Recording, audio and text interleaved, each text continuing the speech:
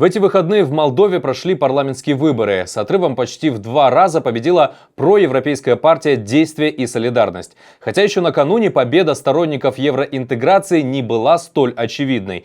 Им противостоял патриотический избирательный блок, в который входит партия социалистов во главе с экс-президентом Игорем Додоном и партия коммунистов с еще одним бывшим президентом во главе Владимиром Ворониным.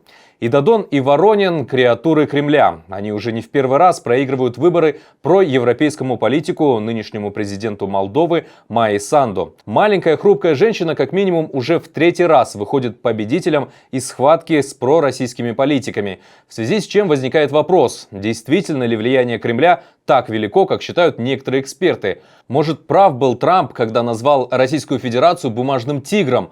Правда ли, что, ввязавшись в войну с Украиной, Россия потеряла и продолжает терять свое былое влияние?